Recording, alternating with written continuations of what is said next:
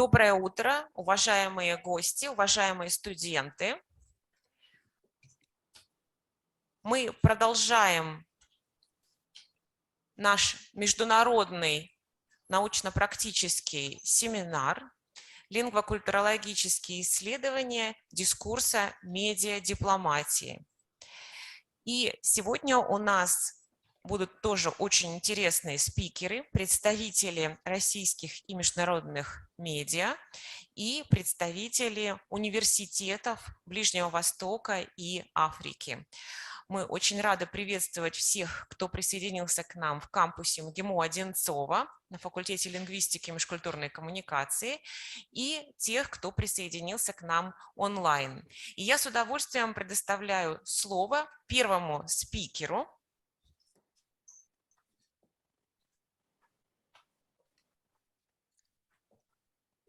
Олегу Аркадьевичу Дмитриеву, советнику РИА Новости. Олег Аркадьевич, вы сейчас с нами, слышите нас? Да, я слышу. Доброе утро, доброе теплое октябрьское утро всем, независимо от того, где все находятся. Я говорю на русском языке, да? Да. И я еще повторю, что доступен синхронный перевод онлайн в Zoom. Посмотрите, пожалуйста, те, кто слушает нас онлайн. Вчера были вопросы. В настройках можно посмотреть, у вас есть функция «Перевод». Перевод осуществляют студенты магистратуры, факультет лингвистики и межкультурной коммуникации. Олег Аркадьевич, да, вас переводят, мы вас слушаем. Спасибо огромное, что нашли время в своем плотном графике и присоединились к нам сегодня. Можно показывать уже демонстрацию вашу. Спасибо большое. Спасибо огромное за представление, спасибо за теплые слова. Меня зовут Олег Дмитриев, я, как уже сказали, работаю в Международном информационном агентстве «Россия сегодня». Оно включает в себя как РИА Новости, как было правильно сказано, но и Международное агентство «Спутник», которое вещает за рубеж. У нас 30 языковых версий. Это не перевод одной новости на разные языки. Это, собственно, прошу прощения, у меня тут солнышко гуляет, солнышко веселится в последний октябрьский день. Это перевод, это рассказ истории на 30 языках. И поэтому, конечно же, вопросы новостной грамотности, вопросы того, как мы проверяем информацию, как ее выдаем для определенной целевой аудитории, они чрезвычайно важны. Итак, с чем приходится иметь дело, когда я работаю и со студентами в Высшей школе экономики, когда я работаю в агентстве? У самого опыт работы достаточно большой. Я возглавлял редакцию радиостанции «Голос России», которая теперь является радиоспутник на английском языке. Я работал на «Арти», а в 90-е годы как раз был стрингером на телеканале CNN в программе CNN World Report, то есть делал репортажи из России. Что важно понимать? Сегодня мы имеем дело с информационной перегрузкой. И вот эта перегрузка как раз способствует росту паники по любому поводу. Последние новости, связанные с COVID-19.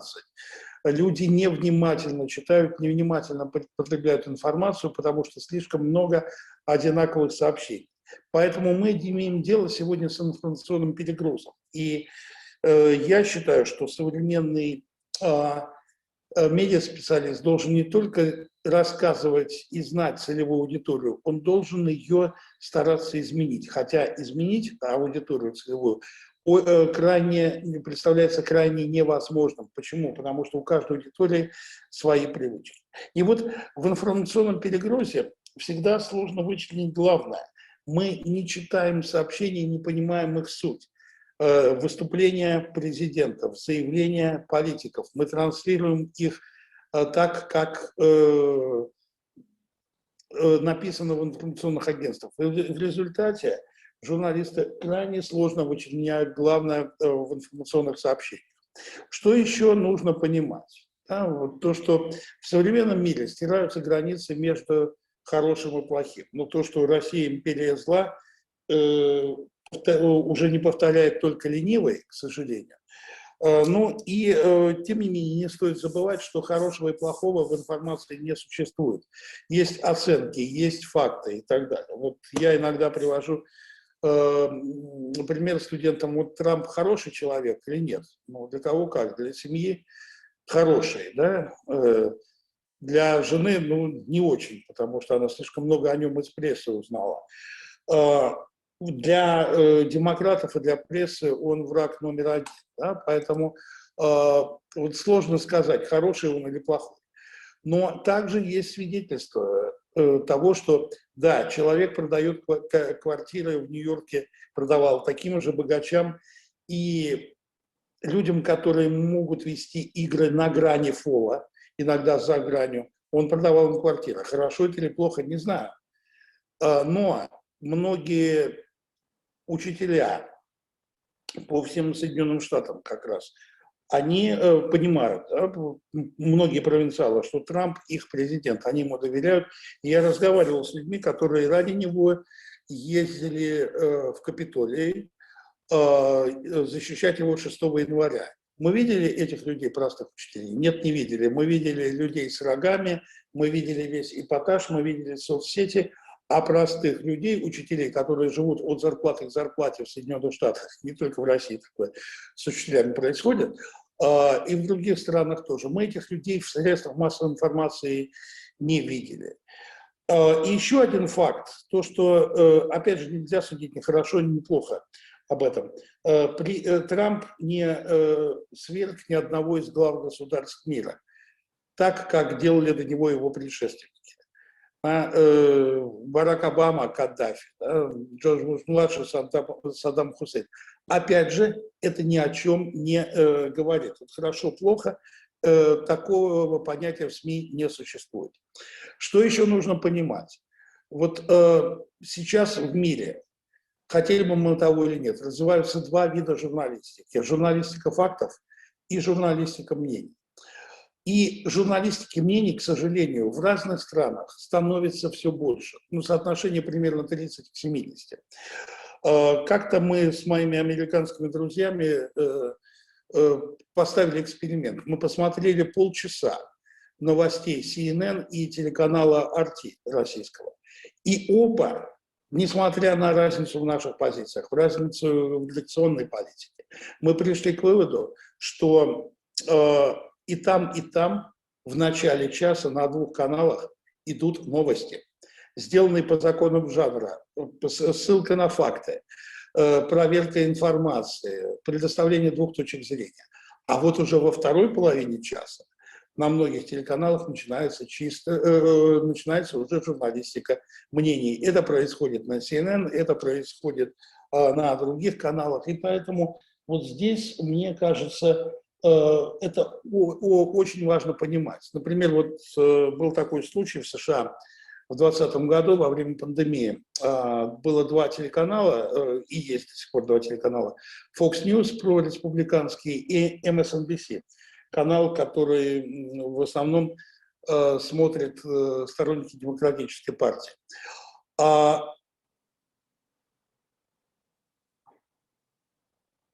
Одни исследователи, по-моему, из Гарварда как раз опросили зрителей этих каналов. Им был задан один вопрос. Откуда взялся коронавирус? 80% зрителей Fox News ответили, коронавирус взялся из китайской лаборатории. 80% зрителей MSNBC сказали, что коронавирус появился в естественной среде. Означает ли это, что журналисты Fox News врали? Нет. Просто аудитория настроена таким образом, что она воспринимает информацию под определенным углом, что она делает такие выводы. Вот, на мой взгляд, это тоже очень интересное заключение. Журналистика фактов и журналистика мнений. Однако здесь нужно быть крайне осторожным, что журналистика мнений – это комментарий, а не новость, что аргументы основаны на фактах, подлежащих проверке, и то, что мы можем занимать чью-то сторону. Именно это и делает эксперт в плане журналистики. Что еще характерно для журналистики мнений. Декларация от первого лица, преувеличение, эмоционально заряженные слова, тон, сарказм и пародия. Вот эмоционально заряженные слова – это слова с сильной коннотацией. На мой взгляд, это лакмусовая бумажка сегодняшних медиа. Своим студентам я даю, допустим, упражнение взять статьи о COVID-19 из западной прессы и проанализировать все эмоционально заряженные слова, которые содержатся там. И также взять слова из российской прессы на английском языке, тоже проследить эмоционально заряженные слова. И вот в этом случае получается то, что мы тем самым сравниваем образы, те реалии, те концепты, которые присутствуют в современной информационной журналистике. Вот иногда я стараюсь доказать студентам, что не все так просто. Не все так просто. Значит, в этом случае выдаем такое утверждение, что вот самолет летит из Дубая до Нью-Йорка по прямой 13 часов. Верно это или нет? Вот проблема заключается в том, что люди в современном мире забывают, что Земля имеет форму сферы. И в этом случае мы понимаем, что самолет, чтобы лететь по кратчайшему расстоянию по земному шару, летит по окружности. Именно так, короче, долететь до Нью-Йорка. Вы видите, что самолет, чтобы вылететь из Дубая, летит где-то между Норвегией и Исландией. Да? Вот. И в этом случае мы понимаем, что Земля, круглая, имеет форму шара, а мы иногда мыслим концепции, как будто Земля – это что-то ровное, поверхностное и так далее. Вот у Ника Дэвиса есть такая книга «Новости плоского мира», Flat Earth News, на английском называется. Книга была выпущена в 2008 году, и как раз Ник Дэвис предвосхитил появление альтернативных медиа и все остальное, что у людей может быть другая точка зрения на происходящие события. Но вот самое главное – проекция новостей на целевую аудиторию. Вот с какого угла мы смотрим, так нам кажется правильно, а истина на самом деле у нас многогранна. Вот то, что я собрал 3 года назад, и сам, когда следил за новостями, была такая всемирная новость, пожар в соборе Парижской Богоматери, да, Нотр-Дам-де-Пари. Что мы видим? Мы увидели заголовок в одном из российских ресурсов, что церковь призвала французов покаяться после пожара в Нотр-Дам. Слова приводит РИА Новости. Заголовок такой кричащий, да, как это церковь, русская православная церковь может призвать покаяться французов. Вот. И в этом случае все думают, что, опять же, российские СМИ крайне тенденциозные. На самом деле мы имеем дело с неверным цитированием представителя Русской Православной Церкви. Он говорил нечто о другом. Он говорил о том, что церковь переживает из-за того, что неизвестна судьба православной иконы, которая находилась в Нотр-Дам. И он говорил, что подобные события для верующих являются знаком покаяния, знаком того, что нужно обратиться к Богу. В этот же день, 15 апреля 1999 года, звонит мне один из журналистов, не скажу кто, и говорит: ты знаешь, тут случилось большое горе в мире футбола. А что такое? Умер Пеле, который до сих пор жив, да? Умер Пеле. Я говорю: откуда ты это узнал? Он говорит: я прочитал это на сайте российского телеканала «Звезда». Вот мне удалось сделать тогда скриншот этого оригинального сообщения. Вот понимаете, сам текст, он смешон, да, умер легендарный футболист, но никаких официальных подтверждений нет, значит, он умер или не умер. Вот здесь как раз этот пример показывает то, что не все журналисты обращаются к первоисточникам для того, чтобы проследить информацию должным образом, для того, чтобы понять, а было ли это на самом деле или нет. Вот в этом случае, конечно же, нужно идти на страницы или семьи, на страницы бразильских СМИ, таких как Фолия де Сан-Паулу и так далее, да, вот на страницы действительно уважаемых изданий. А, к сожалению, вот этого вот в мире не происходит. И в результате, когда я стал проверять эту информацию, я, несмотря на то, что португальского не знаю, могу читать на испанском, но в одной из этих газет я увидел, что Пеле действительно был в больнице, была у него операция на мочевом пузыре, и он после нее вышел. Вот очень важно проверять информацию и докапываться до первоисточника. Вот еще один способ, который я использую для работы со студентами и с профессиональными журналистами. Я прошу их смотреть, а какое же, собственно, из этих предложений наиболее всего ближе к истине.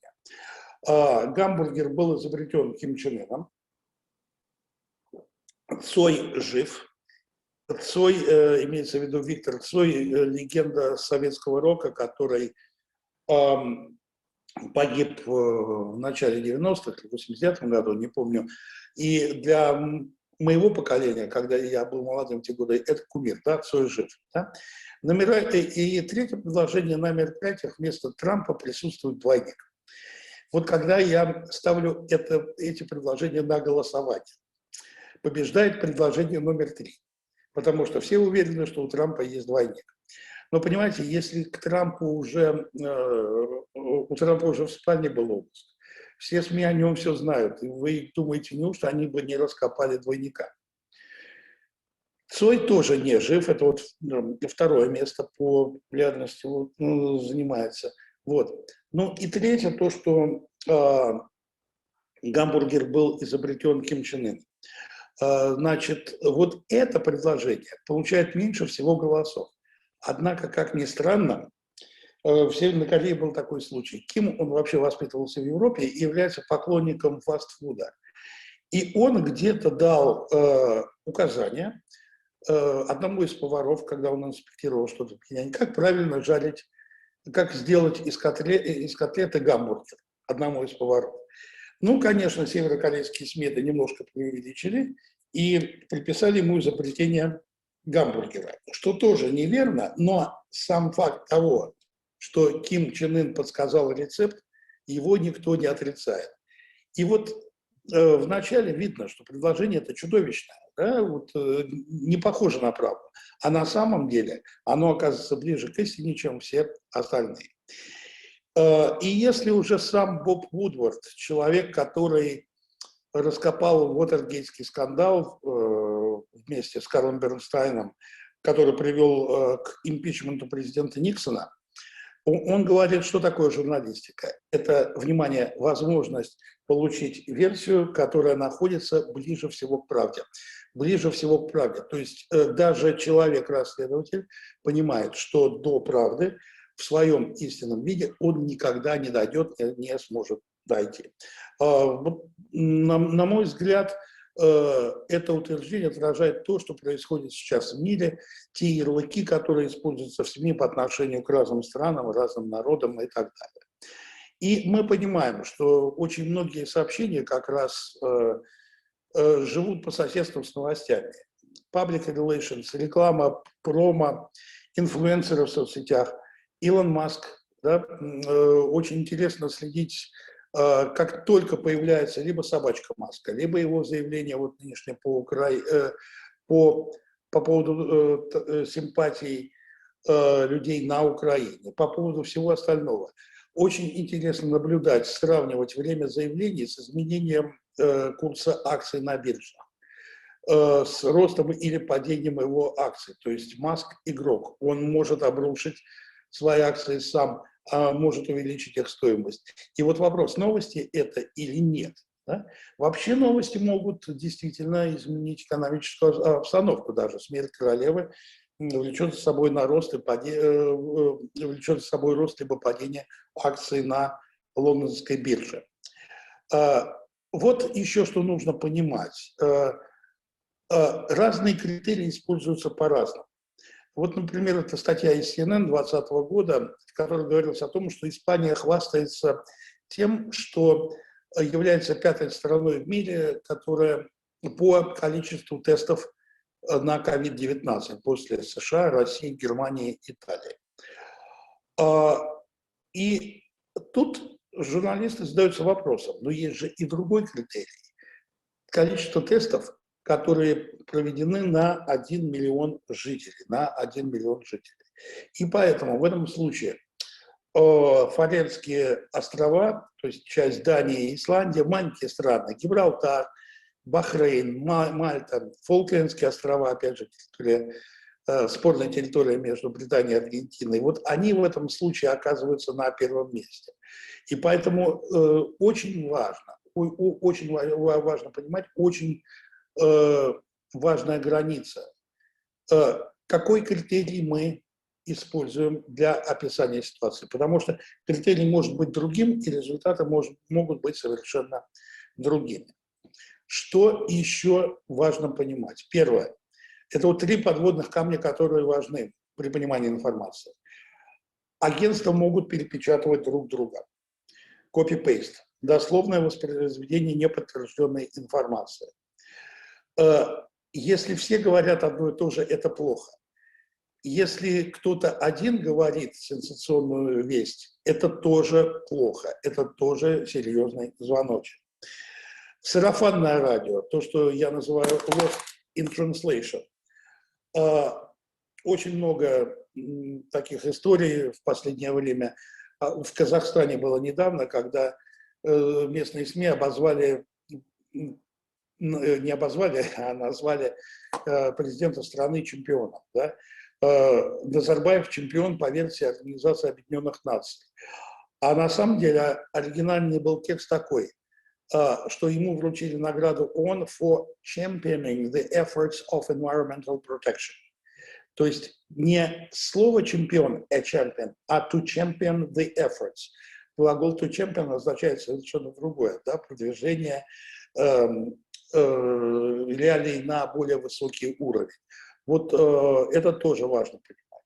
И третье, это так называемые фактоиды, да, непроверенная, заведомо ложная информация, которую выдают за факт. Да, Россия – империя зла, различные ярлыки и так далее. Вот в этом случае я вспоминаю сказочника датского Ганса Христиана Андерсена и первое предложение его из его сказки «Соловей». В Китае все люди китайцы и даже сам император китаец. Это старая такая журфаковская шутка, после которой журналистам предлагается найти 2 неточности в предложении. Но в результате в Китае не все люди китайцы, а император в Китае в древние времена мог быть тоже не китайцем, он мог быть представителем маньчжурской династии, а маньчжуры – это монголы. И что еще важно? Да? Важно понимать, чем ближе мы находимся к первоисточнику, чем меньше есть цитирование газет, тем больше вероятность того, что событие, о котором мы говорим, является фактом. Вот как найти факт, как найти первоисточник – это ежедневная головная боль современного медиаспециалиста. И мне очень нравится фраза, которая сейчас используется в американской журналистике очень сильно. Открыл ли журналист холодильник? Did the journalist open the freezer? Холодильник в этом случае имеется не тот предмет, который охлаждает еду в нашем доме, а совсем другой холодильник. В 2005 году, во время урагана Катрина, один из журналистов стоял перед камерой и говорил, что сейчас морги переполнены и все холодильники моргов забиты. Через час выходит в прямой эфир главный патологоанатом, открывает эти холодильники и говорит: ребят, да, ситуация тяжелая, но вообще-то они полупустые. Вот в данном случае журналист не открыл холодильник. Как журналисту открывать холодильник в каждом конкретном случае? Это важно, это интересно, это очень, очень значимо понимать для всех. Вот, собственно, проблематика факт-чекинга в этом и заключается, что журналисты холодильники не открывают, увы. Это система анализа источников. Источник может быть не авторитетным, либо не авторитетным, заинтересованным, не заинтересованным, информированным, либо не информированным. И самое главное, сейчас очень много источников, которые плохо названы. Например, я во время последних событий вокруг Украины насчитал 5 институтов войны и мира. То есть такие think-танки, аналитические организации, называются одинаково, и неизвестно, откуда у них идет информация. Вот как раз то, что подвергает, что вводит нас в сомнения, в заблуждение. Ну и анонимные источники тоже являются тревожной информацией, вторичные источники и так далее. Уж если в мире, где Джулиан Ассанж и Эдвард Сноуден открыто заявляют, что они распространили секретную информацию, то, собственно, анонимным быть в этом мире крайне сложно, крайне запутанно. Вот и напоследок хочу процитировать, у меня уже времени не остается, да, справочник для читателей университета Стони Брук, который является флагманом изучения новостной грамотности. У них очень много интересных схем, части из которых я перерабатываю для своей работы, для своей аудитории. Всегда у журналистов есть шанс редакционной ошибки. Не бывает такого, чтобы был второй стрелок. Не доверяйте анонимным источникам. Не доверяйте тем источникам, которые ссылаются на другие СМИ. Это сразу же такой звоночек, который показывает нам недостоверность информации. Обращайте внимание на то, как редакция обрамляет новость. Да? Мы ищем подтверждение. Если ищут подтверждение, значит события нет. По сведениям редакции что-то есть, но опять же, если вы будете это цитировать, вы будете ссылаться на другое СМИ. Фраза «мы получаем сообщение» вообще может означать все, что угодно. И поэтому ищем самые близкие к событию СМИ и понимаем, что в любой информации можно напороться на фейки. И вот поэтому я задаю себе всегда вопрос при анализе событий. Что я знаю, откуда я знаю и чего я не знаю. Вот как раз чего я не знаю позволяет мне понять степень заинтересованности в этом событии, степень заинтересованности в том или ином свете. Ну и напоследок, быстренько, где встречается фейк? Фейк встречается в сенсациях, в словах политиков. Я не имею в виду политиков, руководителей государства. Здесь в этом случае они государственные люди. Сайты политических партий, аккаунты соцсетей и юмористические программы в новостях, такие как Daily Show, например. Да? Как распознаются фейки? Всегда проверяйте user-related links.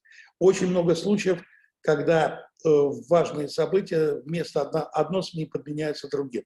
Это случилось с моими коллегами в РИА Новостях. Вместо сайта ria.ru выскочил сайт ria.com.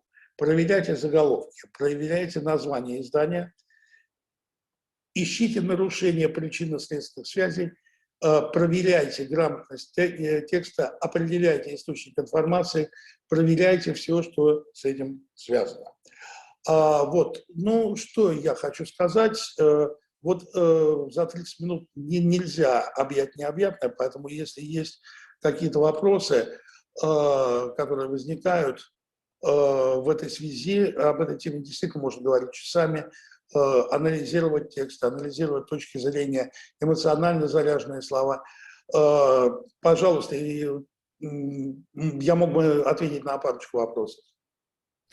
Спасибо большое, Олег Аркадьевич. Я думаю, что такой мастер-класс от советника медиагруппы «Россия сегодня». Это бесценный подарок для наших лингвистов, студентов и для преподавателей, которые здесь присутствуют, и для гостей, которые присоединяются онлайн из многих стран мира, из многих частей света. Мы видим, как много у нас и в зале, и онлайн. И действительно, мы вчера обсуждали язык дипломатии, медиадипломатию, роль медиадипломатию с нашими гостями из RT. И сегодня как раз про fact-checking Олег Аркадьевич очень интересно рассказал. Пожалуйста, друзья, коллеги, студенты, может быть, есть вопросы. Герман, пожалуйста, помогите с микрофоном. Спасибо большое.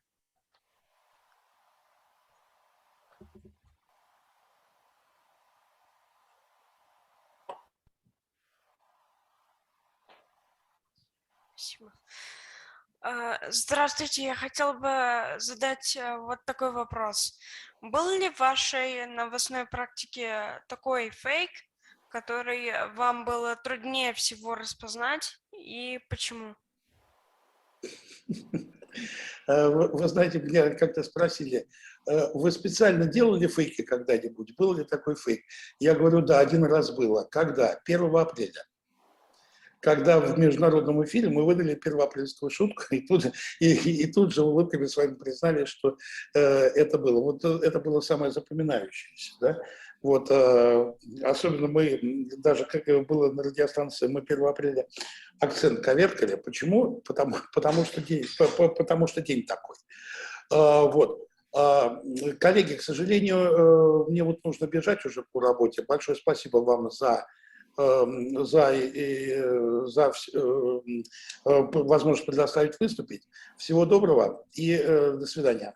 Спасибо большое, спасибо. Вопрос можно задать в чате, мы передадим обязательно Олегу Аркадьевичу, может быть, он нам потом ответит.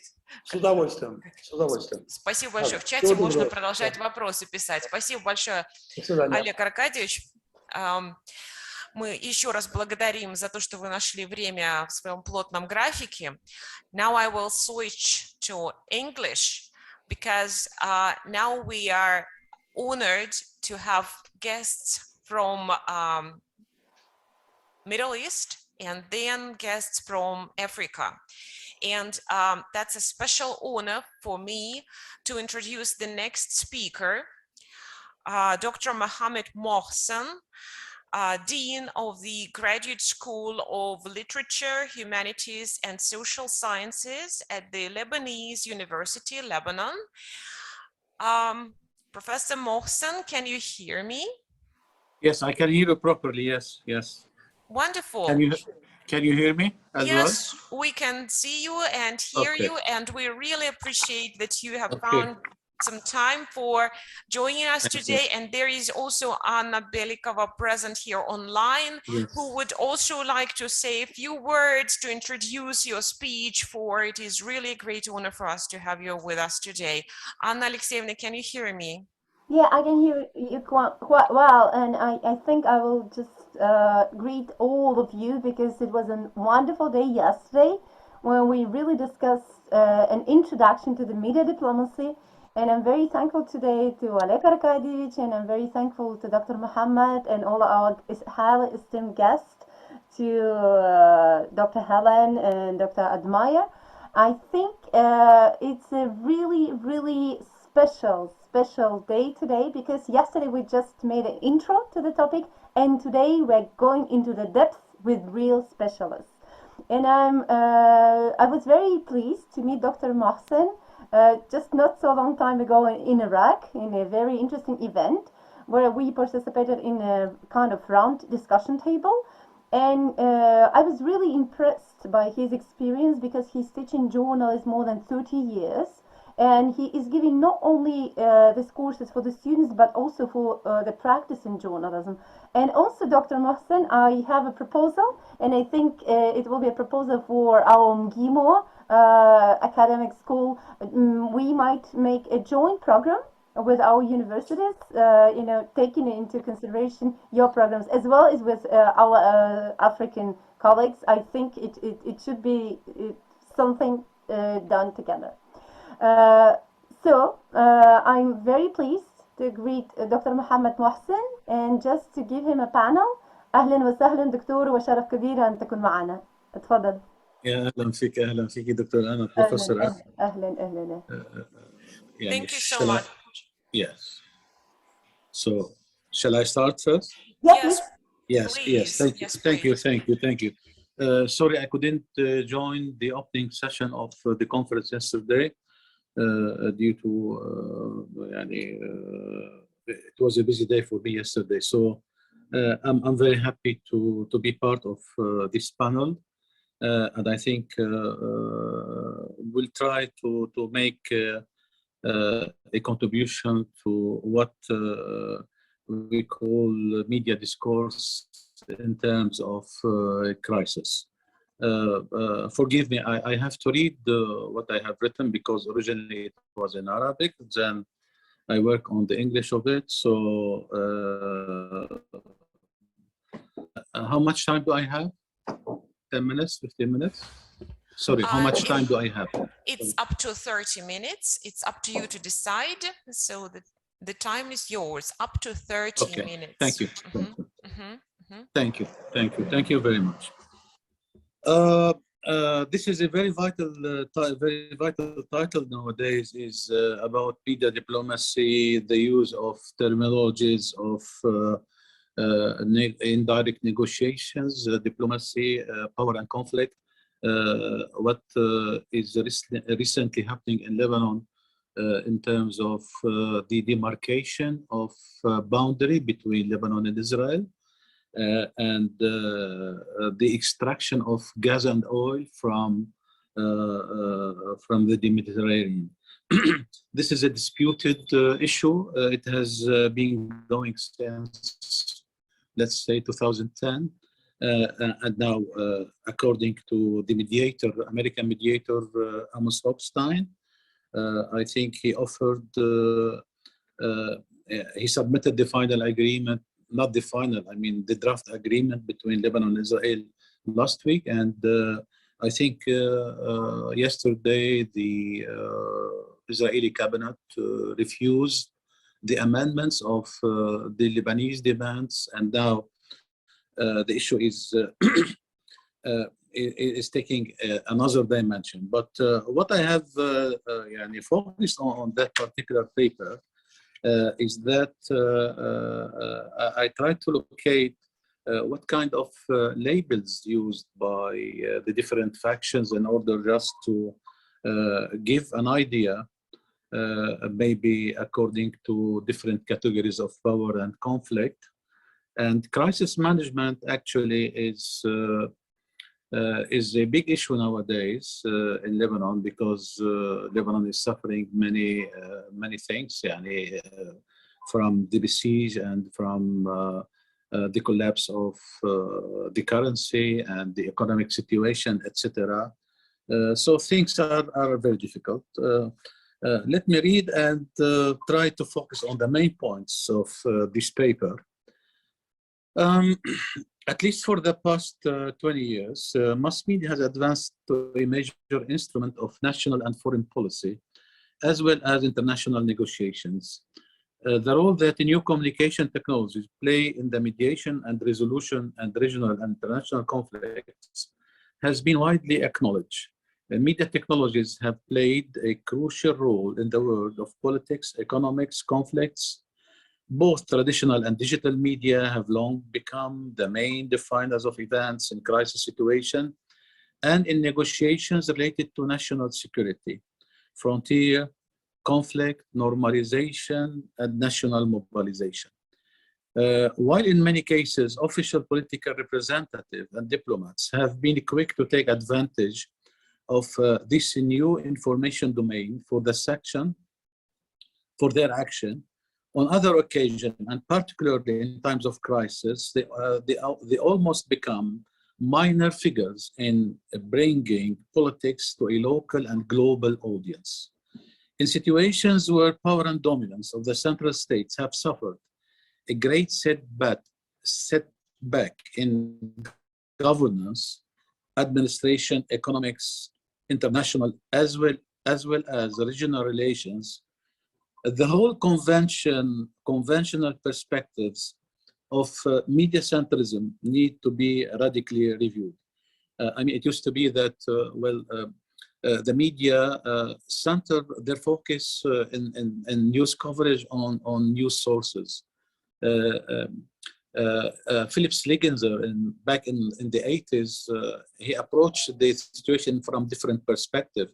He said, instead of the media is going to locate the sources and find the sources, now the sources should campaign in order to be located within the mass media. I think that kind of perspective need to be reviewed. This situation has led to disturbances, uprisings, and disintegration of the state. Instability in some of the Arab states, including Lebanon, is very complicated due to several factors. Now, the context of that kind of instability. One, the political disagreement and non-compliance between the different potential and social groups. The absence of unified national vision of vital national issues. The failure of the government to adopt the right plan for development and prosperity. The dominance of corruptions instead of reforms and transparency. The external interference in local politics and international relations. You know that external interference in the Middle East is very common since 1948, the establishment of the so-called Israeli state. When the nation state is not sufficiently present in citizens' everyday life, and its main role is confined to manage crises rather than solving problems and implementing law and order, other groups and political parties and reform movements will step in to assist the government directly through political and diplomatic support or through the parliament to achieve the goal of national interests. Many cases could be cited in the Arab world after the 2010 and the start of the so-called Arab revolutions, where the mainstream media and digital media have played an essential role in political changes in some of these Arab countries. No need to stress on the fact that some of these movements were grassroots movements, authentic, while others were agitated by external influencers or by external interference. Lebanon and the national interest of maritime boundaries between Lebanon and Israel is a particular significant case of collaboration and cooperation between the Lebanese state and the Lebanese resistance. While different roles are assigned to both actors, they complement each other and in their shared struggle to achieve the best results for the people of Lebanon in the ongoing negotiations over maritime boundaries, which is essentially characterized by the most recent dispute over the exploitation of offshore oil and gas. Whereas in stable political order, such kind of distribution of power might be rather the exception, the Lebanese have not yet reached a full consensus on some of the political matters, such as borders, sovereignty, and foreign relations. Consequently, we witness nowadays a clear shift from conventional diplomacy toward a new art of diplomacy, one that is not based on traditional stakeholders and modes of diplomacy. In this new strategy of power diplomacy and conflict resolution, the uses of the media become as a major instrument of foreign policy and international negotiations. It seems that the Lebanese media diplomacy follows a strategy where state and non-state actors alike use media channels of communication to influence, to create an impact on public opinion and to promote conflict resolution. And most importantly, where this has come, the role of journalists, where they could assist in particular situation, and where journalists temporarily assume the role of diplomats and serve as mediators in international negotiations. This new strategy could indeed participate in solving national issues of great importance to the benefit of the Lebanese. Now, what kind of discourse exists in that particular situation? Media discourse in the course of Lebanese maritime boundary shows a set of principles, attitudes, ideas, and politics where different actors decide the sort of plans they need to carry out in order to reach the maximum demand through indirect negotiations between Lebanon and Israel. Both the Lebanese government and the resistance employ what they possess of legal arguments, political power, and military threat for a better deal. This kind of indirect negotiations is manifested in the traditional political and diplomatic channels and efficient media channels.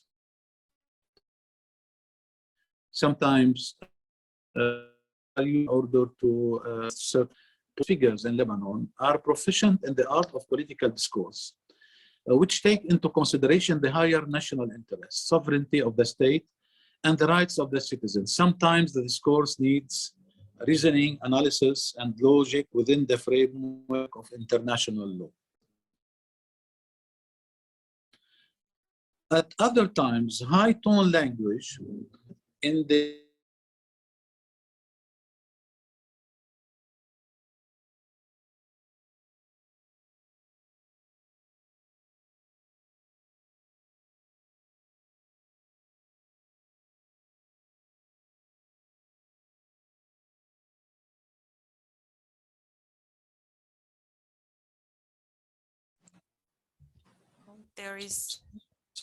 Sorry, can you hear me now? Oh, yes, there was something wrong with the connection. Now it's fine. We can hear and see. Can you hear me now? Yes, that's fine. We can hear you. Okay, because this is a sudden short cut of power. This is a big problem in Lebanon nowadays. Anyway, in communication studies, the use of specific terminologies in text and speeches, as well as media coverage, is vital in conveying messages and meaning which reflect the same stance of communicator, where he is a political actor or journalist. Labels used in text reflect ideology and culture. The culture of the Lebanese resistance and Lebanese political parties, as expressed in the speeches of the leader of the resistance, is a case in point. 4 speeches of Mr. Nasrallah in August and September 2022 were analyzed to see what kind of terminology he used regarding the maritime border on categories. The first one, the first category, terminology of diplomacy and indirect negotiations. The second category is technology of power. The third, technology of I've drawn a table where these kind of different categories, what kind of labels were used. Take, for example, as a quick example, terminologies of diplomacy and indirect negotiations.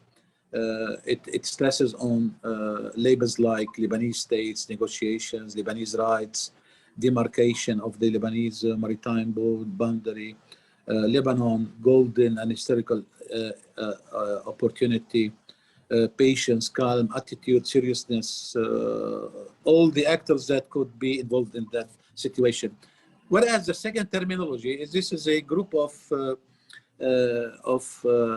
the labels which assist on power, like resistance, shura, insight, awareness, resistance, audience, readiness, battle, people of Lebanon, intolerance, political and military equation, strong message, Kana field. Terminology of conflict, this is where a step forward, where the language is becoming stronger. This is put in the context of Israeli state, Israeli enemy, confrontation, fearless enemy leaders, Zionist entity, rockets, drones, real war, July war, the power of Lebanon, Zionist, red line, escalation, etc. If you want to analyze what the meaning is generated from these labels, we could say the following, based on an in-depth reading of the terminology used by the resistance discourse during 2022, we may conclude the following. The majority of within the topical and semantics in all three categories, there is a clear stress on the fact that Lebanon and the Lebanese state and people have a national and legal right in the demarcation of maritime boundary between Lebanon and Israel, and the extraction of oil and gas in accordance with the sole demand of the Lebanese government. Now, the official, the Lebanese government a front line direct negotiations, state and the American mediator, and logic of the Lebanese national interest. The indirect negotiations and the support of the resistance is considered a golden historical opportunity for Lebanon to overcome the recent economic and living crisis. Second, the terminology listed under the second category is characterized by a terminology of conflict. Now, I'm putting this in order because if you go to frequencies and you count labels, you have the result of, in terms of numbers, negotiations comes first. In terms of counting the labels of conflict, it comes second. And in terms of the label of power, comes in the third place. So the terminology listed under the second category is characterized by a terminology of conflict. The issue of Iranian nuclear agreement was brought in to emphasize due to the fact that there are no linkages between negotiations of that agreement and the Lebanese legal rights in oil and gas. A high tone of escalation was inferred from the text and threats directly addressing the Israeli leaders and stating that the resistance will bombard Karish gas field by rockets and drones if Israel decides to extract oil and gas from the field. The resistance leaders placed the whole issue within the context of preserving and protecting the natural wealth of Lebanon, and made it clear that the resistance is ready to wage a full-out war if needed, away from propaganda and psychological warfare. Third, the terminology listed under the third category shows, which is power, shows a group of labels related to openly conflictual power constellations.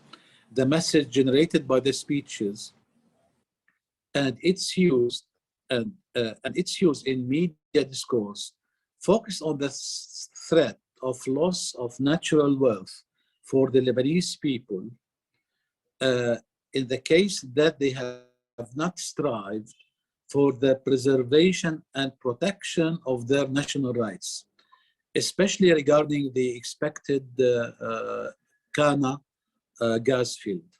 The terminology of resistance used in this text from the backbone of a power discourse placed in the two contexts of nationalism and religion. The final speech was commemorating the religious anniversary of Ashura. In this speech, a strong message was sent to the Israeli leaders by way of straying martyrdom, sacrification, insight, awareness, and constancy during Ashura. This is the discourse of religion is used in that conference in order just to make the internal front stronger if war appears. Concluding note: so what we learn from all of this. Discourse of negotiations, power and conflicts were essential component of the speeches of the Lebanese resistance and the Lebanese government. terminologies of power and conflict were dominant in text, which acted as a savior and protector for the Lebanese national legal rights. And third, military force to the discourse of indirect negotiations and diplomacy, which was reflected in the business manager's interest of this paper because of the time was short in terms of writing the paper. It is very interesting to look at the different terminologies and labels used by the other part, meaning that the Israeli political figures,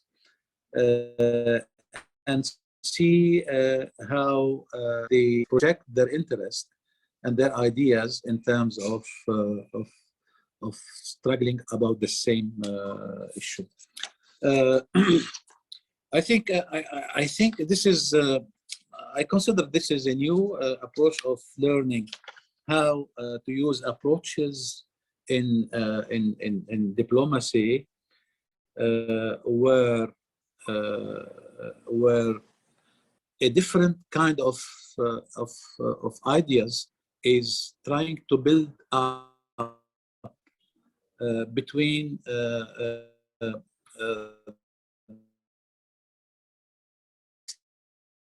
state and on for the case of Lebanon, each other in terms of important. Hope you have enjoyed the talk about crisis management terminologies, negotiations, power, and conflict. Thank you. Thank you. Thank you, Professor. That was really a pleasure to listen to this wonderful report. And as linguists, we are especially thankful for providing your vision of the two systems of terminology, the terminology of power and the terminology of conflict in media diplomacy and in the case of Lebanon. I'm sure that is a new aspect that the students and the teachers and the professors that are present today will go deep into and will learn a lot of new information for their professional linguistic research. I see that Anna Alexeyevna Belikova has a comment or a question. Anna Alexeyevna, welcome. Thank you so much. If I may show the presentation, I would love just to come back to the presentation that we discussed yesterday. I was presenting it and we discussed it with students. And so I'm very thankful to Dr. Mohsen for showing us one of the first basic communication variants in media diplomacy. And as soon as before we had like a Gulf conflict as a certain kind of example to demonstrate this basic communication variant of media diplomacy implementation. Now we can use this actually particular case by this maritime boundary between Lebanon and other countries in the Mediterranean Sea. And also it's a very interesting use of the indirect negotiation through the media. And also I think it will be for our highly esteemed young colleagues, for our students, a very interesting research field, because Dr. Mohsen mentioned a terminology, briefly, terminology or main, I would say, lexical basing used for describing this conflict and the situation in general in Lebanon. So it could be interesting to look how it is described in other languages, and from the other side, as you mentioned, from the Israeli side, but also from the other sources. So how this particular conflict is linguistically described from different sides. So thank you so much, Professor Mohsen, for giving us already a certain kind of field for the research in the linguistical and I would say even much broader field. and for practical, for giving us practical implementation of the media diplomacy definition series. Thank you. Thank you. We really appreciate the report by Professor Mohsen, and I wonder if there are any other questions or comments for Professor. Are there any? Okay, there is a question. Hello, Dr. Mohsen. I'd like to ask you a question about your report. You mentioned several problems for the people of Lebanon which seemed important, but out of all the issues that you mentioned, there was one issue, I believe, about the loss of works of nature. I believe it was. Would it be possible, in your opinion, to use media diplomacy to solve that particular problem? And if the answer is yes, how would you go about it, and what kind of terminology would you use?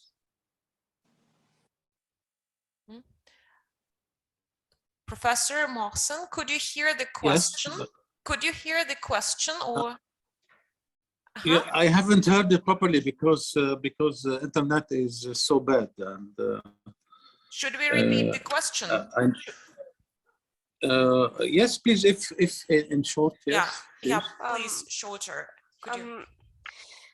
You mentioned several issues with the people of Lebanon. One of them was the loss of works of nature, I believe. Would it be possible to solve that problem using media diplomacy? And if yes, what kind of terminology would you use?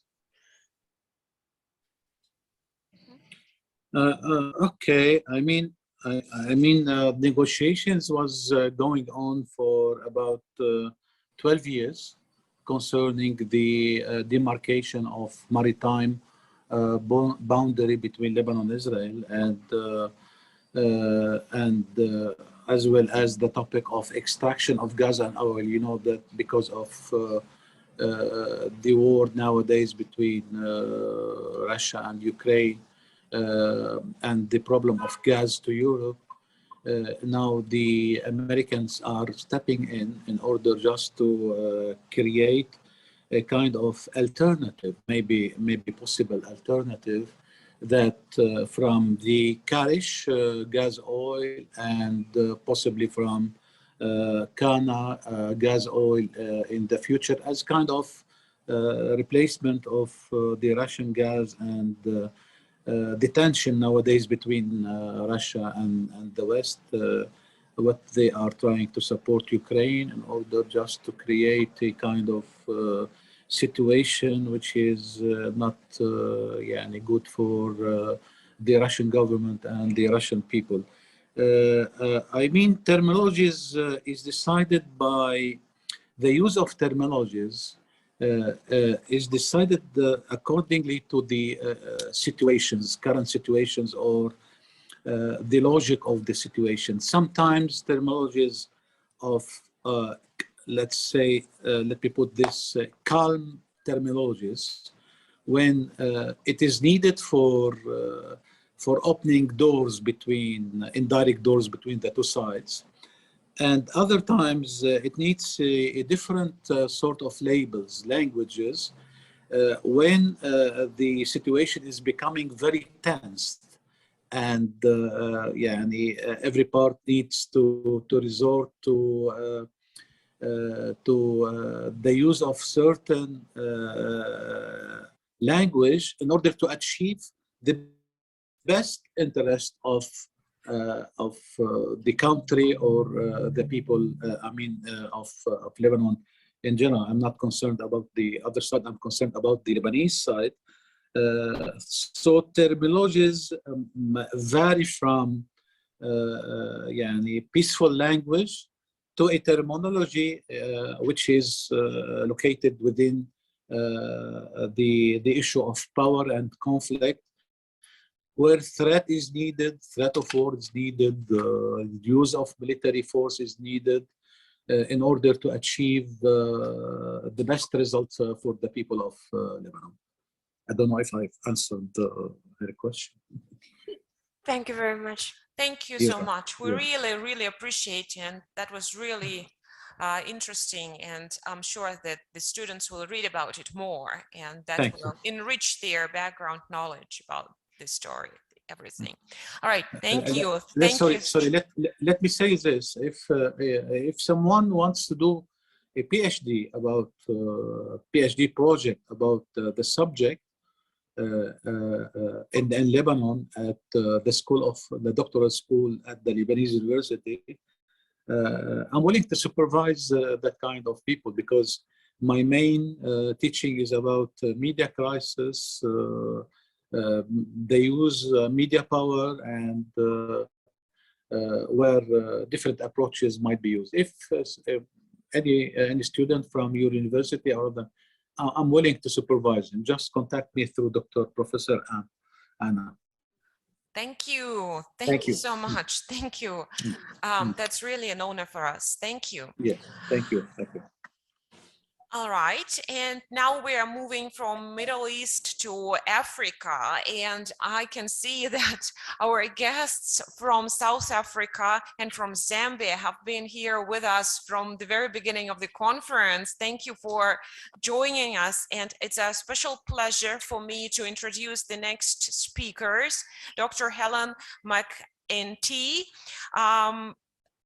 the external examiner and supervisor of MBA research reports at Wits Business School and Graduate School of Business, University of Cape Town, South Africa, and founding president of Lions Consulting and Associates, Zambia, Dr. Ayan Ahmed. Are you with us? Hello, yes, oh, good. I can hear you. Good, wonderful, wonderful. The connection was going in and out. Yes, please. Will you please start your presentation, which is entitled Lost in Translation, English as a Cross-Cultural Communication Tool for Media Diplomacy in Sub-Saharan Africa. Welcome.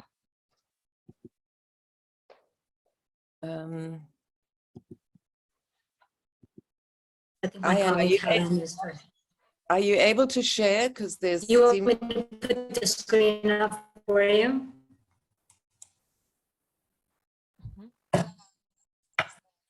I'm having connection issues on my side, but let me share the screen.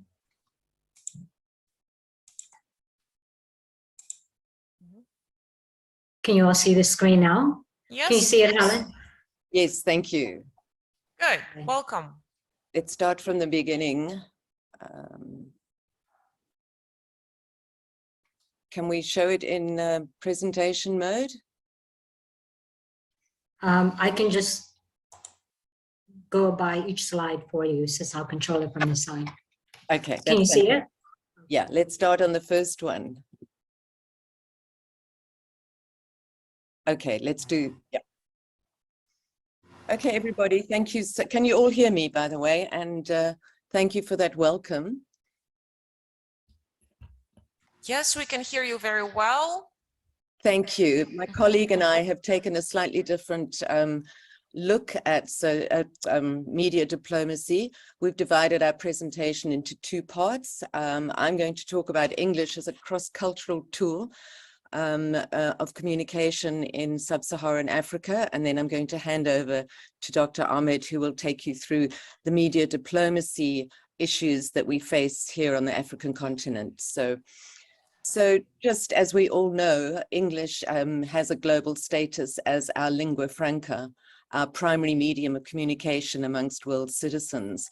And both the cultural and linguistic qualities of English are recognized and accepted. This is underlined by the fact that it's estimated that nearly or just over 2 billion people are learning English as a foreign language on the continent, on the globe today. And this underlines the fact that the world does recognize the importance of understanding English in order to obtain and maintain relevance in business and other spheres. And obviously, with the growth of technology, social media, and so on, we're recognizing that global citizens are more interconnected than ever before. So we have a greater need to be able to communicate amongst ourselves. So there's a intense need to understand cross-cultural and be aware of cross-cultures and the communication. There's a need to recognize the similarities and the differences amongst diverse cultural groups. Otherwise, things, as we said on our first slide, get lost in translation. The varying cultural beliefs and understandings and influences impact the ease of communication between groups and employees. And there are in excess of, I think it's 12,500 or 20,000 languages spoken in Africa. So, and obviously with the diverse cultures in Africa as well, misunderstandings and miscommunications can come into play. We've realized the fact is that language and culture are inseparable, and there needs to be understanding of language as well as understanding of the diverse cultures. There is people can experience culture shock. People communicating in a language which is not their own can experience this culture shock and leads to anxiety and stress, and then puts certain employees under anxiety and stress and turns them into what we would call inefficient and ineffective. Meanwhile, they're going through something that is beyond their control. Right, sorry, did we miss a slide there, Anne? Oh, sorry. Sorry, okay. I was able to find a very interesting article written by, taken from the Office of International Services at the University Center for International Studies in the University of Pittsburgh, which gives some suggestions about do's and don'ts of cross-cultural communication. I'll just run through a few of them to give you some examples. Some of the do's, and when you are talking to somebody and you are speaking at your first languages are not the same, what they suggest is you listen actively and be totally present and focus on the words and actually hear what the person is saying. Keep it simple, use 1 or 2 syllable words. Using very long words can obviously create misunderstandings because they're not understood correctly. Take turns in talking, make the conversation flow. Use short exchanges, don't go into too much detail over too much period of time. Keep it simple. Accept that you will make mistakes in your language and their language, and don't take it personally. Apologize if you offend, learn from the mistake and move on. And be supportive when you're actually talking in a language that is foreign to them. Be supportive, make the parties feel comfortable, help build the confidence and trust. Some of the don'ts, and this is mistakes I think I've made and I'm sure we've all made at times, don't assume you've understood or they have understood what you're saying. Use idioms, colloquialisms, try and understand perhaps some of their cultural nuances that you could introduce into the conversation. Sorry, don't use idioms or colloquialisms because they don't translate, but try and understand a little bit about their culture. Don't make jokes because one joke is funny in one culture, often makes no sense in another. And use yes or no questions. That's much easier. Don't use yes or no questions. I'm sorry. Open-ended questions give you a lot more information about the person. Okay, so as we know, we come to the lost in translation, and my background is a lot of marketing. So I'm going to give you a couple of examples. Translating into another language and then perhaps being translated back, sometimes the original meaning is lost. Many organizations make mistakes by not fully understanding the cultural nuances of their target audiences, and many organizations make mistakes by literally translating the slogan or the byline into the local vernacular. And a couple of sorry, if we could go to the examples, the next slide, Anne, sorry. Yeah. Number 14. Yeah, thank you. Just a couple of them, which are quite humorous, are Coors Beer translated their slogan, "Turn it loose," into Spanish. And in Spain, it actually translates into "suffer from diarrhea." So not a great slogan to have for your product. Pepsi translated "Come alive" with the Pepsi generation, and in Chinese that became "Pepsi will bring your ancestors back from the dead." And then Lotto in South Africa, a little bit closer to home, their slogan is Tata ma chance, Tata ma millions, and Tata in Zulu literally translates into goodbye. So it became goodbye my chance and goodbye my millions. So these are just a few of the examples that happen when companies literally translate and don't take notice of the cross-culture and the cultural nuances as well. So I'm going to hand over to Dr. Ayan now, who'll take you through the media diplomacy. Okay, hello everyone. Can everyone hear me? The connection goes on and off sometimes here in Africa. Yes, we can hear you very well. Fantastic. As Helen said, my name is Dr. Ahmed. I am currently based in Lusaka, Zambia, where I am a lecturer at Open Windows University.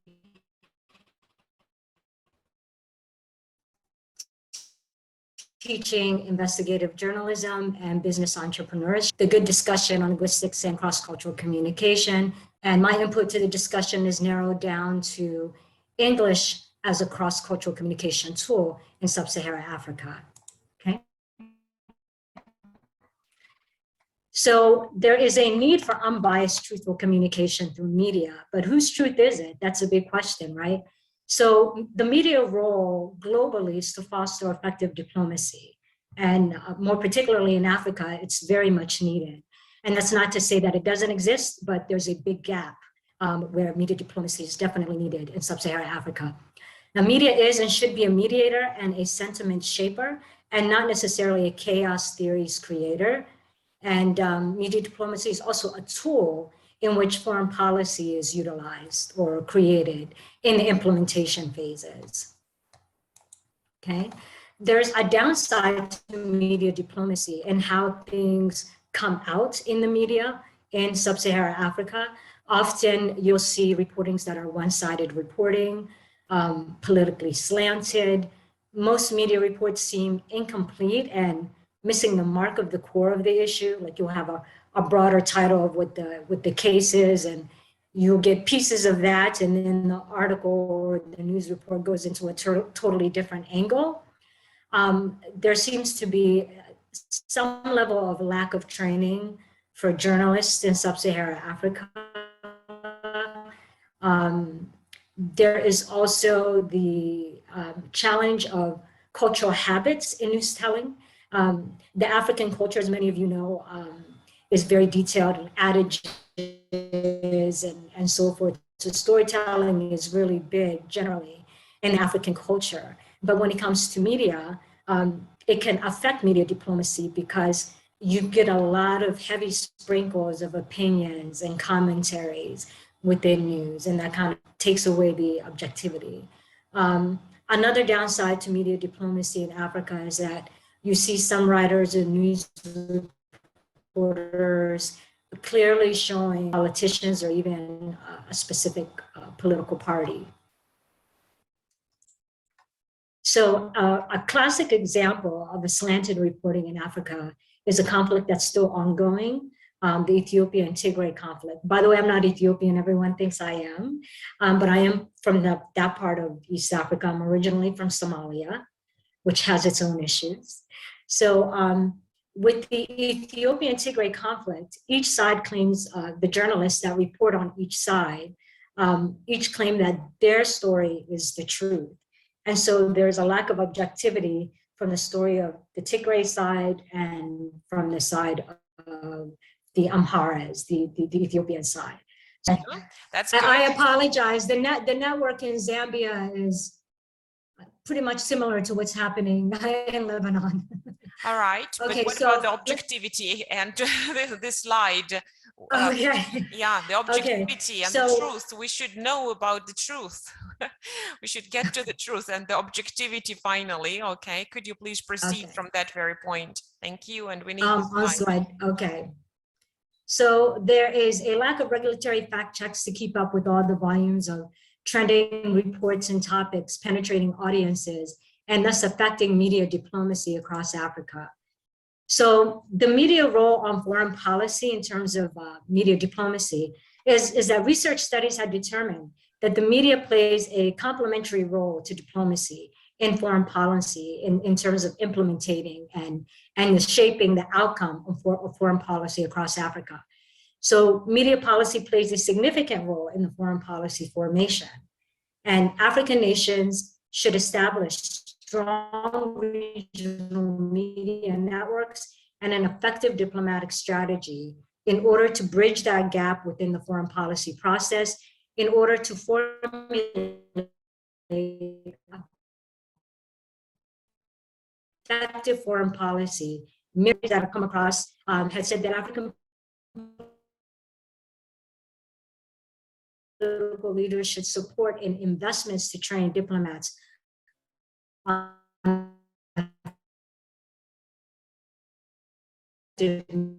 media relations.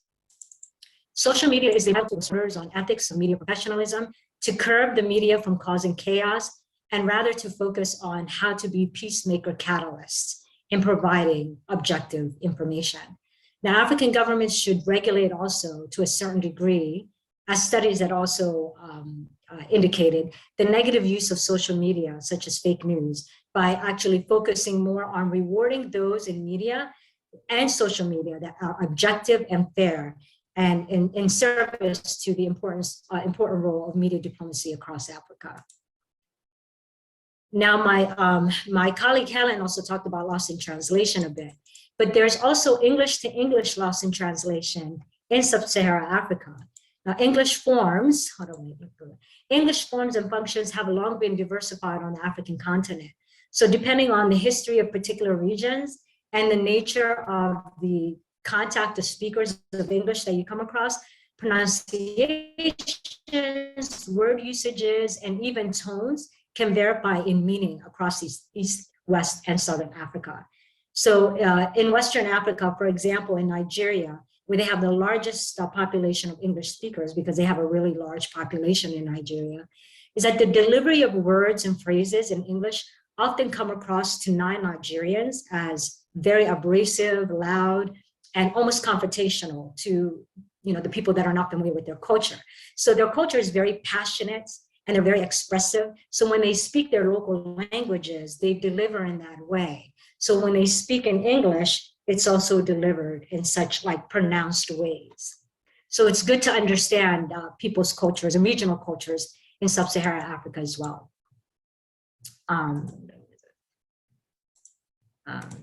I'm missing a slide. Okay, so in Southern Africa, like where I am in Zambia right now, many English speakers tend to use direct translation. So when people speak more than one language, the dominating language is usually the first language that you learn. And so when they're speaking English, they tend to translate from their local language in their head into English. And sometimes the delivery of it can come across with grammatical errors or unstructured phrases, but still very much understandable and even funny outcomes. I'll give you an example. Just maybe 2 weeks ago, my husband and I went to our restaurant here in Lusaka.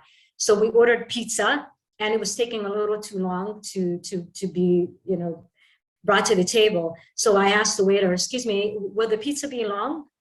And he paused and said, "No, it's going to be round." So in the American context of speaking, we tend to shorten our thoughts and phrases. So my English is very much American, as you can tell. So when I said, "Will the pizza be long?" he literally thought the shape long and said, "No, it would be round." So you have funny outcomes like that when you have English to English loss in translation. And in East Africa, culturally, where I'm originally from, I mentioned that I was from Somalia, they thrive on connections of trust, even when they're communicating, whether in native languages or even particularly when they're speaking with people who speak English. And so they're a bit more conservative in their mannerism and language usage, a bit different than West Africa. So the more comfortable they are with you as you communicate with them in English, the more that that they share with you. So if you don't understand that about East Africa, then it can come across as if they're being too reserved or not really sharing much. But in fact, East Africans love talking and communicating once familiarity with who they're communicating with is established. Okay. So in conclusion, there is a growing demand for English language usage across Africa. And there are countries in Africa that are continuing to promote English within their countries in educational institutions. You find even corporations that are paying for English lessons for their executives. In sub-Saharan Africa, you even find countries that initially spoke French as a primary language in addition to their local languages, now switching to English. And one example is Rwanda, which has now become a very international place in Kigali. Gabon is another originally French-speaking country. They do still speak French, but they're switching as English as the primary language. Burundi as well. South Sudan, which is the youngest African country, primarily used to speak Arabic, although they did speak English as well. But English is now becoming the primary language in South Sudan. So the English language demand and usage across Africa will continue, it seems, into the foreseeable future because it's perceived advantageous and global. So the language dominance of the world stage, if you don't know English, then you're kind of minimized from the competence in order to work in the field, attend universities, or even the business marketplace. So the question now arises from those realities of English dominance across sub-Saharan Africa. Will this affect negatively the African countries' native languages? And will there be cultural loss as a result of it? So that's a more broader question that needs to be investigated. So that is the end of my presentation. And Helen and I now are available for Q&A. Questions and answers. Thank you. Thank you so much. Thank you for the presentation. That was also very interesting for our students who will, of course, learn more about the cultures mentioned and the languages mentioned that used to serve as languages as cross-cultural communication and that are now used as languages of cross-cultural communication. You know what, my question is probably not very much related to the issue, the first evident issue of your research, but anyway, yesterday I was told that the guests from Zambia and from South Africa were very interested to participate, which is a great honor for us. And thus my question arises. The question is, I wonder if anybody studies Russian in Zambia or in South Africa. Do you know such students? Do they study Russian anywhere because of the interest that we discussed yesterday with Paula Sleer and Anna Belikova, who introduced and invited you to join us today? Professor McKenty or Professor Ayan, could you please answer the question? Can you hear me? I can hear you, and thank you for the question. Yes, Russian, there is a Center for Russian Studies here in South Africa.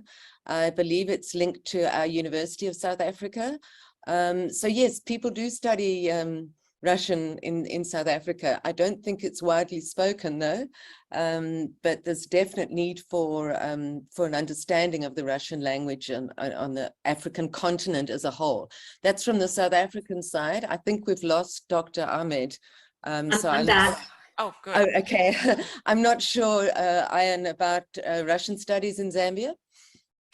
I'm not really familiar. I've only lived here 2 years, but from what I know, it's not available publicly. It hasn't been marketed available publicly. Okay, thank you. Anyway, that's interesting, and there is something to think about and probably to continue our cooperation. I wonder if there are any questions. There is a question. Okay, from a student. Kate, a student of linguistics. Welcome. Actually, there's two questions, one to each professor. The first question goes to the first professor that made the presentation about the cross-cultural communication of English. And my question to her is, Is there a very memorable story in your memory that involves culture shock? It's about culture shock. Culture shock.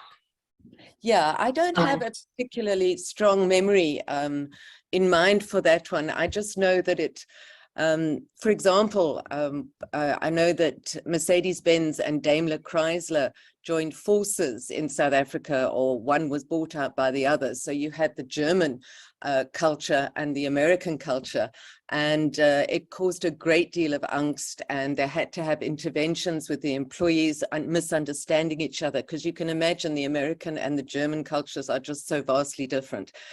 So that's an example that I can think of culture shock, but I do think it happens more often than we think, because we have become so integrated, and there are so many different nationalities, different languages, different cultures represented in the organizations.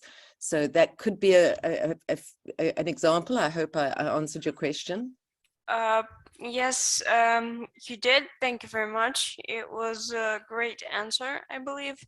Next question goes to Dr. Ayan. What do you think would be the most interesting country in terms of history and the influence of language?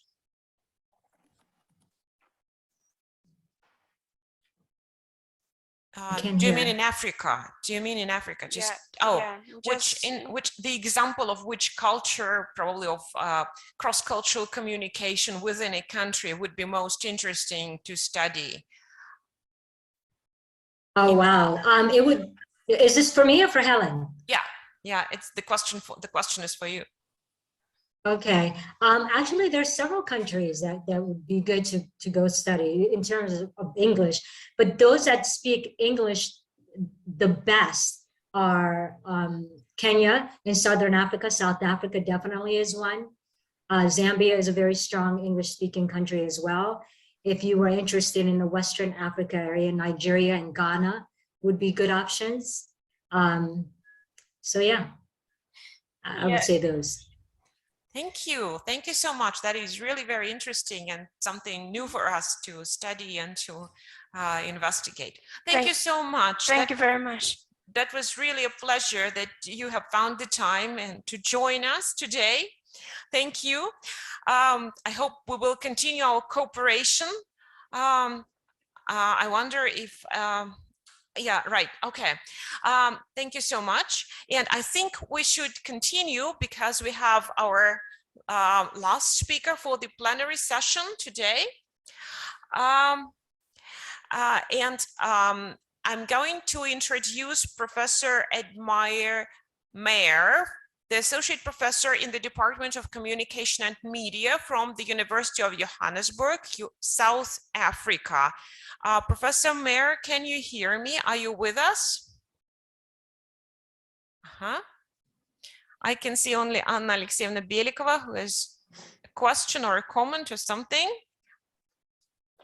I wonder if we have Professor Mayer with us here. Could we please check?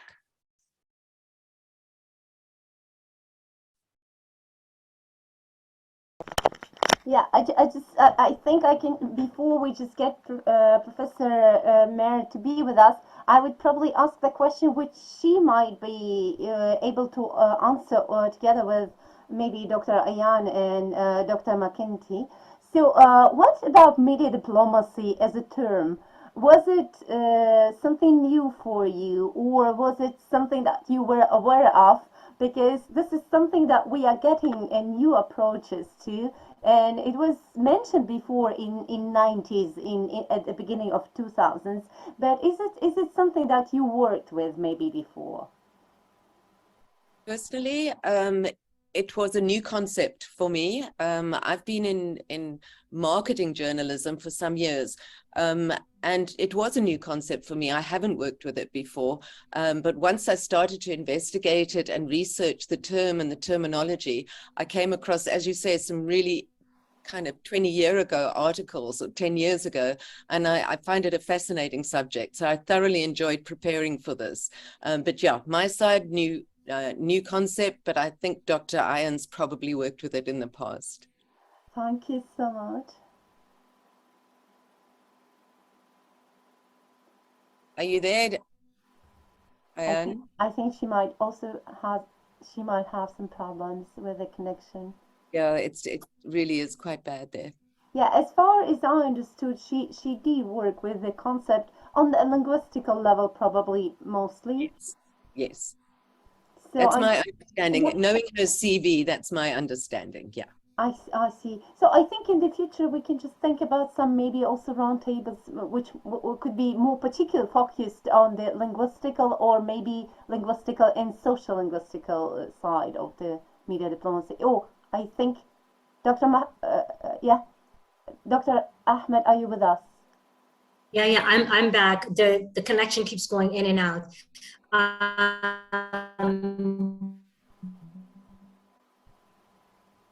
Sorry, Helen, I missed what you contributed to that. Was that the question? If you turn off the video, then the sound will be better. If you just get only sound, then we can maybe hear you at least. So the question, very briefly, just did you work before with the concept of media diplomacy, or was it quite new for you? From doing the research, it's actually quite new to me, but it kind of reflects the objectivity in journalism that should be required, but the deeper essence of it is new to me. So I think it's something that really needs to be explored further and to be studied further, especially people in academia and in media. So that's a good question that you asked. But yeah, I did learn a lot. Even from my colleague, Helen's presentation, I learned. Thank you so much for your answers. Thank you. Thank you, Anna Alexeyevna, for joining us and for your wonderful questions.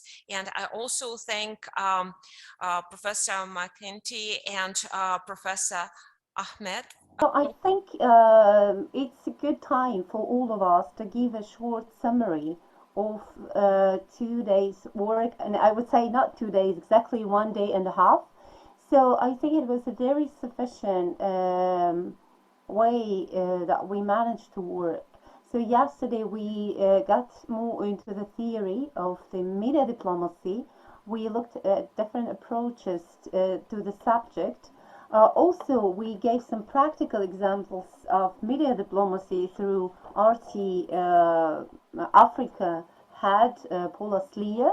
And also, we managed today just to give this beautiful, I would say, connection to the more, I would say, theoretically, practically oriented cases. Like we spoke generally about media diplomacy yesterday, we spoke about also corpus linguistics and also its association with media and media diplomacy.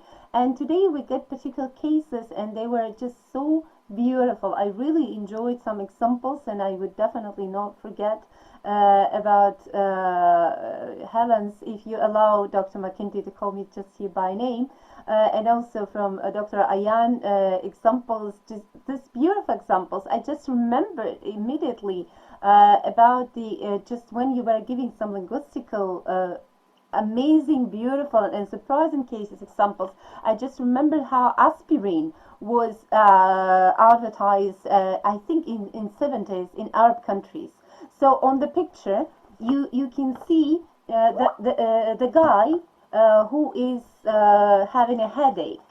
So you have a guy who has a headache, and then you see him taking an aspirin, and he is feeling much better. So if you go from the typical, manner from left to right, so you have the sick guy here, and then you have the result. He's happy. So the way of thinking is this way. So you have the sick guy and you have him being happy after taking the aspirin somewhere here.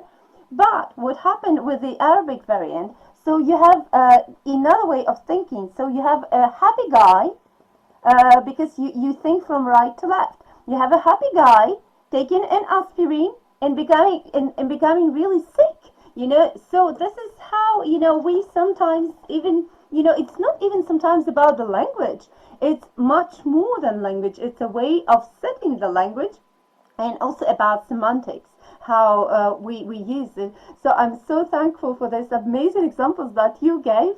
And I think from your permission, I will use it in my practice, because it's really, really amazing how Professor McKinty just mentioned about this advertisement and linguistic, misunderstanding if you use Zulu language for just implementation what is said. And this, long pizza is also an amazing example. Just, I won't forget it.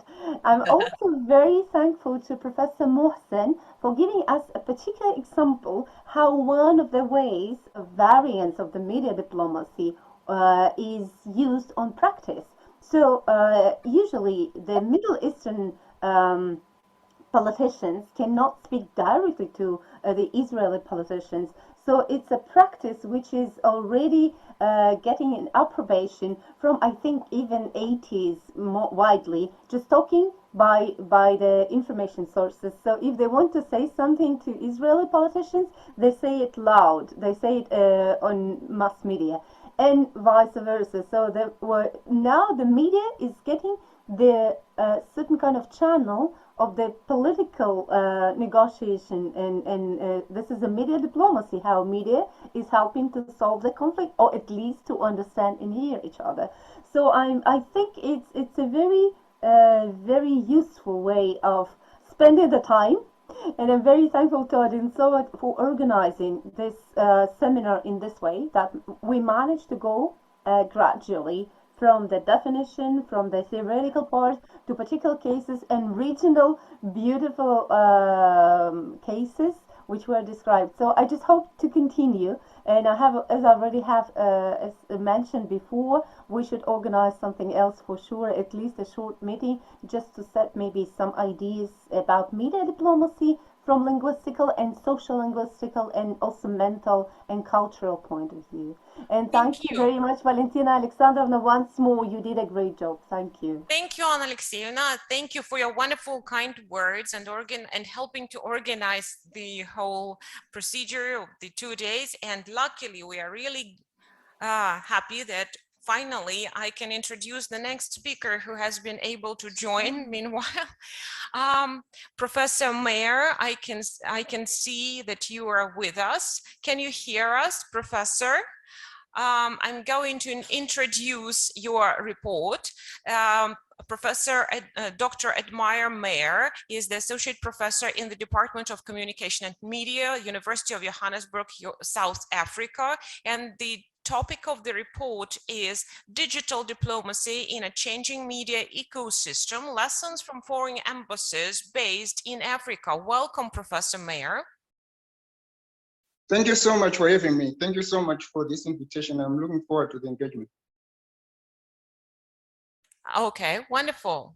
We can see you now. Okay. Awesome. Can I start? Yes, welcome. Mm-hmm. All right. Thank you so much. Thank you so much for the wonderful, invitation, but also thank you so much for the wonderful introduction. My name is Admire Mayer. An associate professor in the Department of Communication and Media in Johannesburg. Basically, the talk that I want to just give over the next few minutes relates to the issue around how foreign embassies are actually using digital technologies to engage in what is generally called digital diplomacy. Unfortunately, I won't be able to share my slides because, of course, I'm in a space where there's a lot of load shedding, so I'm literally using my mobile phone at the moment. But be that as it may, the thrust of this particular presentation was prompted by a number of things that I've been observing over the past 3 years. Essentially, what has been happening is that most foreign embassies, especially with superpowers, for example, when you're looking at the USA, China, and Russia, and also of late, the United Kingdom, Britain, have also been very much interested in coming to speak on these digital platforms, especially Twitter. And most of them have set up very interesting and very sophisticated communication strategies that are anchored on using Twitter as a message as a platform through which you can communicate your digital foreign policy goals. So what is very interesting about this particular study is to say that I was more interested in looking at the China, China-US initiatives, especially in selected African countries, and in particular Zimbabwe, where one can actually begin to see China has got a very interesting relationship with Zimbabwe, which dates back to the colonial period, where Chinese government were very much interested in supporting the liberation parties like ZANU-PF, but also supporting liberation parties in South Africa like ANC, SWAPO in Namibia, and the like. And what is also very interesting about the US is that the US over the last 20 years or so has imposed what has now been called smart sanctions on Zimbabwe.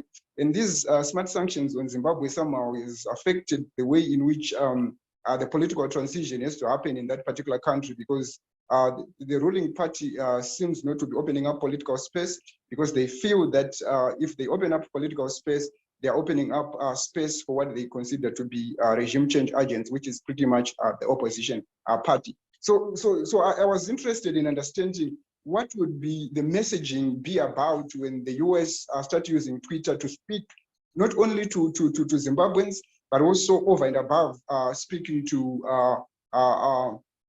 other related constituencies that also frequent these digital platforms. And for me, what came out very interestingly in this particular exploratory study that I'm presenting to you is that sometime in 2009, the US embassy set up a very vibrant, very interesting Twitter page. And this Twitter page was not as vibrant as it was when it was started around 2009. And I think 2009 is also very specific because it's a time when Zimbabwe went through what was called a government of national unity, where the ruling party and the opposition for the first time sat together and then agreed to form a government of national unity. And because of that, the messaging from the US embassy during that time, if you look at, if you scroll down in terms of the messaging around it, it was pretty much trying to push a narrative to say this is the time where Zimbabwe can actually begin to forge a way through which they can actually be able to unite as a country, but also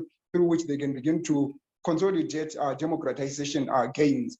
But if you also look at China, China came into Zimbabwe way back, but it's the opening of its Twitter page only came in around 2017. And 2017 is also very interesting as a calendar year for Zimbabwe, because it was just around the time when the so-called military assisted transition took place, where a military coup which was also somehow babysitted by colonial imperial powers like the UK, took place. And during that time also, China is also allegedly known to have also facilitated and funded for this military coup to take place. So they began to come into the picture. And the messaging, which is very interesting about the messaging that they do on Twitter, is that for them, they are on Twitter pretty much to push their own commercial imperatives, their own commercial interests in Zimbabwe. And most of the time, if you see what is posted on the by the ambassador, and also by the embassy itself, because the embassy has got its own page, but the ambassador of China in Zimbabwe also has got his own Twitter page. And what you see is a very consistent message where they are pretty much pushing these commercial imperatives about saying China is an all-weather friend for Zimbabwe. China has got the best interest for Zimbabwe.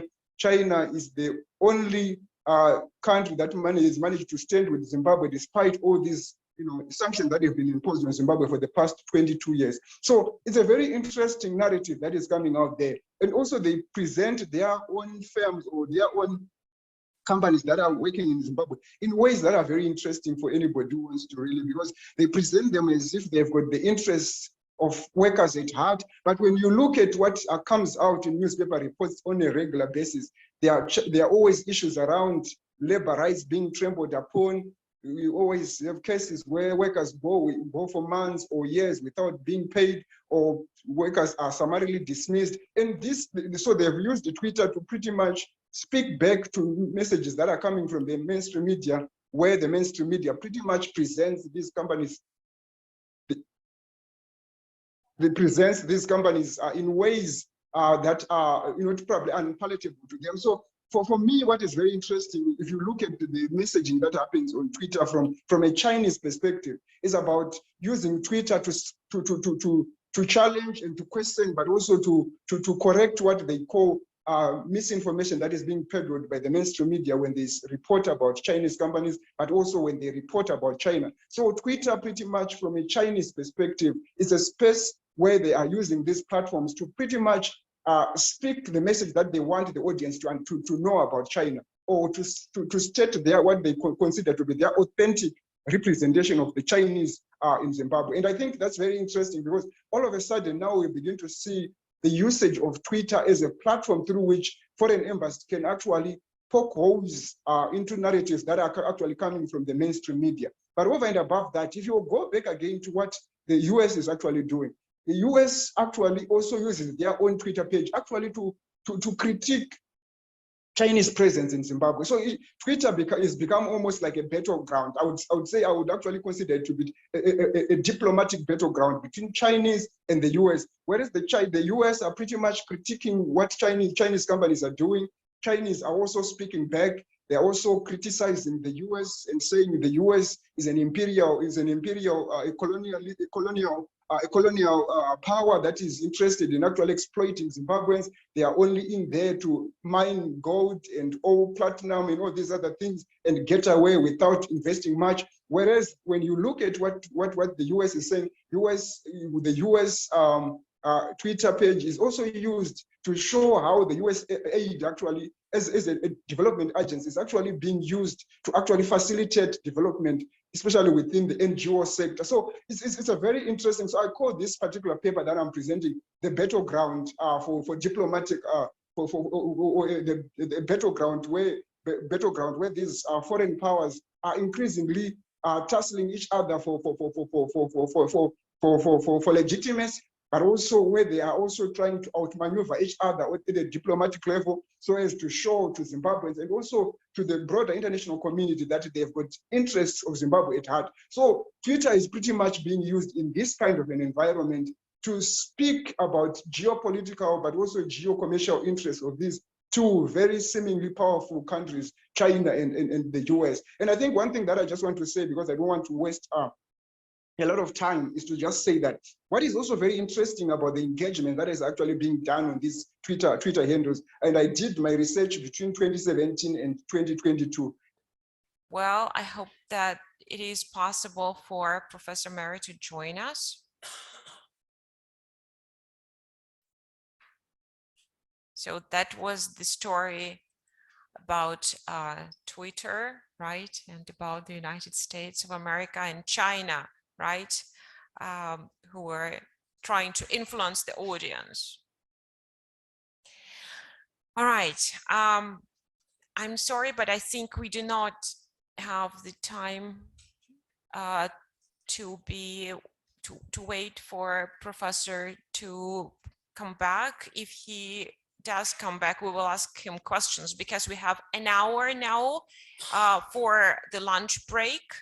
And after that, at 1 p.m., you are all welcome to join us here. Professor Pogrebnyak will continue about digital studies of the language. Thank you. See you in 1 hour.